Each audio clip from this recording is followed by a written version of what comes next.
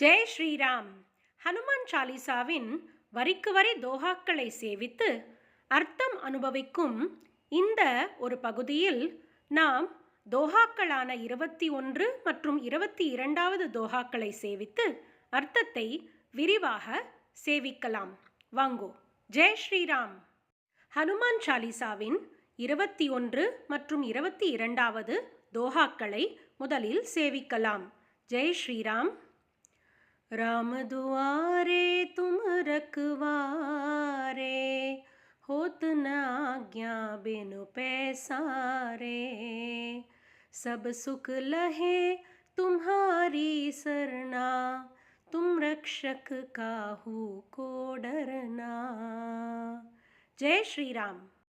இப்போ சேவிச்ச இந்த 2 தோஹாக்களோட அர்த்தம் என்னன்னா, ஹனுமாரோட பிரபாவத்தையும் கல்யாண குணங்களையும் கண்டினியூஸாக துளசிதாசரால் வர்ணிக்காமல் இருக்கவே முடியல.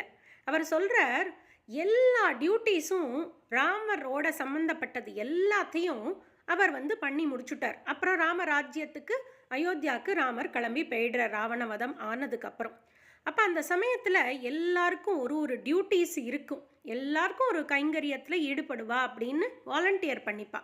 உனக்கு என்ன டியூட்டி பண்ணணும், நீ என்ன வரம் வேணும்னு கேளுப்பா அப்படின்னு ஹனுமார்கிட்ட கேட்கும்போது ராமர் கேட்டிருக்கார். அப்போ ஹனுமார் சொல்கிறாராம், உங்களோட இந்த துவாரத்தில், அதாவது வாசலில் எனக்கு கேட் கீப்பராக வேலை வேணும், அடியேன் அந்த மாதிரி கைங்கரியம் பண்ணணும் கேட் கீப்பராக அப்படின்னு கேட்குறாராம். எல்லாரும் நினைக்கலாம், கேட் கீப்பராக என்ன பண்ண போகிறார் ஹனுமார், சும்மா வாசலில் நின்று வாப்பா போப்பான்னு யாரையா 4 பேரை அனுப்ப போகிறார் அப்படின்னு தானே நம்ம நினைப்போம். அப்படி கிடையாது. அவர் ஃபுல் அண்ட் ஃபுல் அலர்ட்டாக 24/7 விஜிலண்ட்டாக இருக்கணும். யார் வரணும், யார் வரக்கூடாது, ராமருக்கு எப்படி பாதுகாப்பு கொடுக்கலாங்கிறது முதல்ல வாசலில் நிற்கிற ஹனுமார்கிட்டேந்து தான் கிடைக்கும். முக்கியமாக ஹனுமார் யார் வரக்கூடாதுங்கிறத முதலையே ஸ்க்ரீன் பண்ணிடுவார். எல்லா விஷயமும் jet security to the power of infinity தான் ஹனுமார்.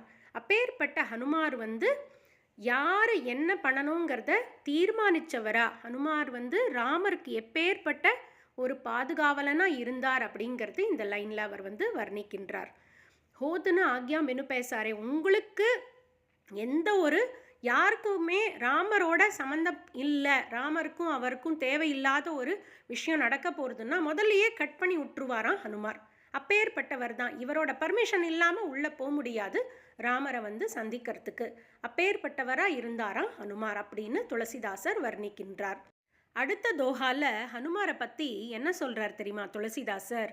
எந்த ஒரு பக்தனும் தார்மீகமான எண்ணங்களோடையும் மனசில் ஒரு இச்சாவோட ஹனுமாரை போய் அணுகினானா, அதாவது சேவிச்சு சரணம்னு சொல்லிட்டானா, இன் எவ்ரி பாசிபிள் வே அந்த விஷயம் அக்கம்ப்ளிஷ் ஆகிற வரைக்கும் அவர் விடமாட்டாராம்.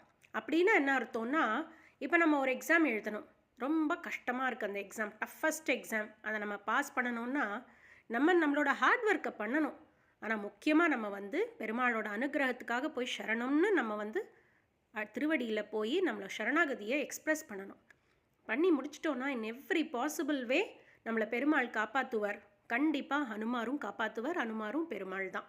ஸோ இப்பேற்பட்ட பிரபாவத்தை உடையவர் ஹனுமார் அப்படின்னு துளசிதாசர் தன்னோட 2வது தோஹால அழகாக வர்ணிக்கின்றார். ஜெய் ஸ்ரீராம்.